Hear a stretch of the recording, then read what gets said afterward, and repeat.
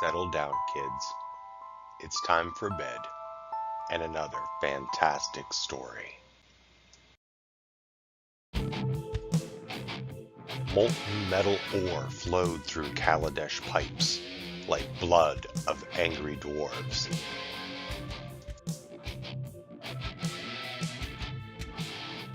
Its people hungered for freedom. Fat tyrants taxed every ounce of will.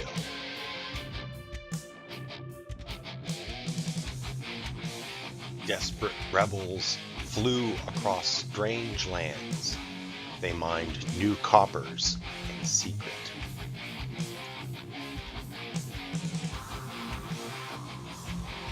Engineers built a small army from recycled trash. Tools marched to war.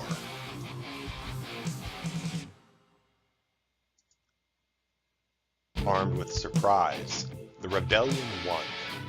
Now they rebuild equality.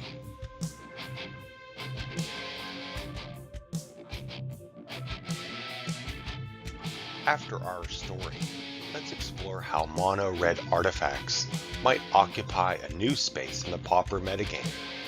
Firebrand Archer harms our enemies from afar. I like to imagine each artifact includes some metallic shard, like an arrowhead. After game 1, opponents wisely expect to remove this one toughness damage enabler. Therefore, we double down on our passive damage threats and include impact tremors. We have many artifacts to sacrifice to goblin gorillas. I believe this deck shows how divergent red behaves. We move beyond instant or sorcery-based damage, and without a need to attack. Our board state offers both an offensive and untapped defensive threat.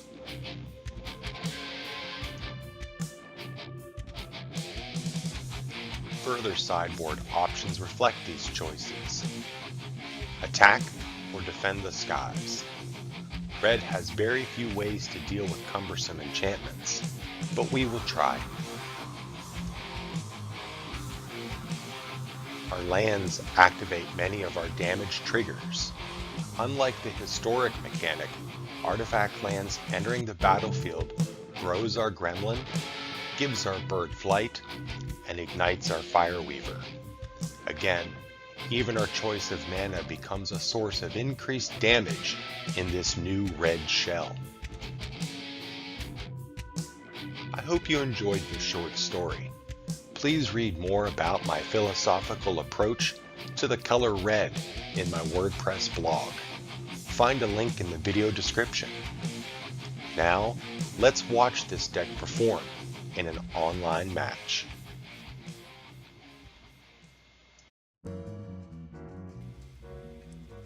Hello, I'm Pappy Pauper. As my name suggests, I'm a father who plays Magic the Gathering. Here we start the game needing to mulligan. We needed more lands than the single one we found.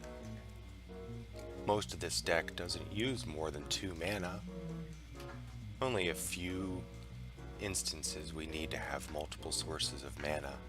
We start the game out rather innocuously, placing a single artifact onto the battlefield. With our white mana that we have through Ancient Den, we can later turn that into a 1/1 mirror artifact creature.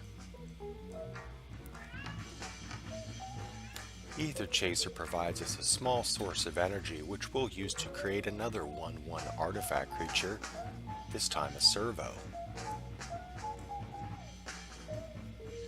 Our opponent playing green drops a trample threat, also showing they have energy.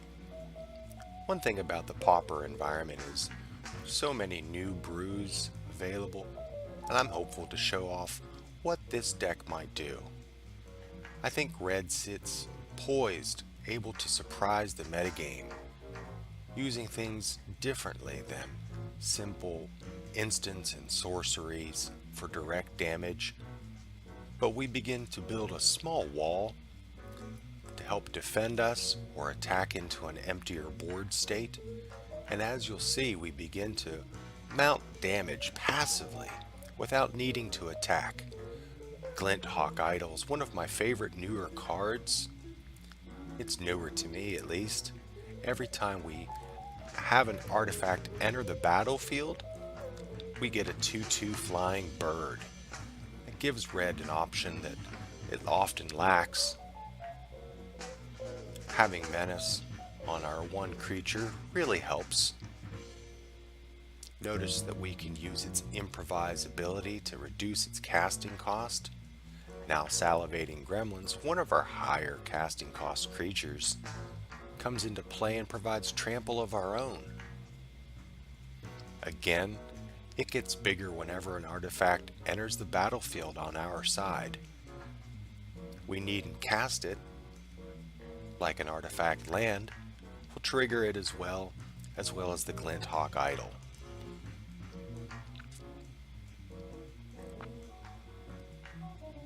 Here we activate the Cogworker's Puzzle Knot to gain some more artifacts entering the battlefield. It's a great 2-for-1 that gets better over time.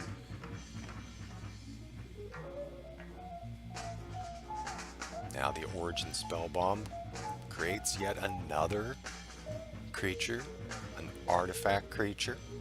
Look at how wide our board state gets very quickly. Now we can attack with lots of evasion.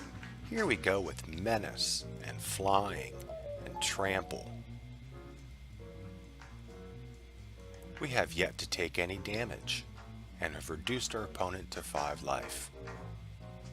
Now we look into game 2, but we lost this one. Remember how our opponent played energy? Thriving Rhino really benefited from Attune with Ether, still legal in the Pauper format, and grew to very big size. We'll have to be cognizant of their opponent's use of energy. Noting that they do have black, I'm very wary of live fast and die young combinations that may disrupt our fragile creatures. Remember, we don't look to attack very often. We have sided in Impact Tremors from game 2 and in now game 3. While Reckless Fireweaver does look attractive, I want to have Aether Chaser on the board first. Next turn it will be able to attack with First Strike and will be able to use its energy to create a servo, for which our Reckless Fireweaver will be thankful. Again, our opponent doubles down on the energy production and creates a Death Touch creature. Thankfully, our Aether Chaser has First Strike. I feel confident attacking into this board state, noting its First Strike and our opponent's tapped lands. And we begin to ping away our opponent.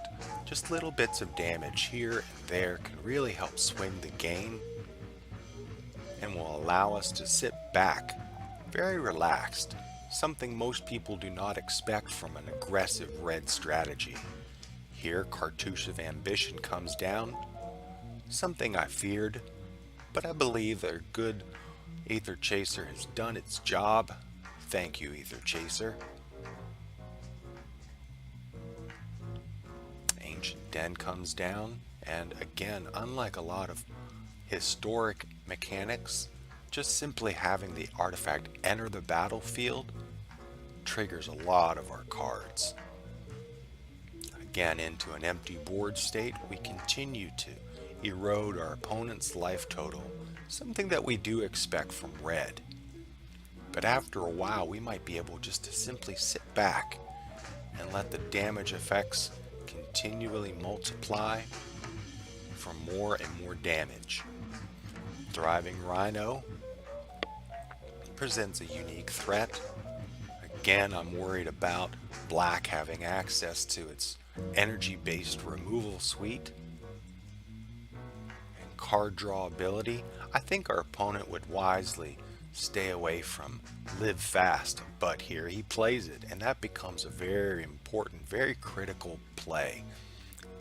Black's willingness to sacrifice life for card draw, will it be worth it in this match?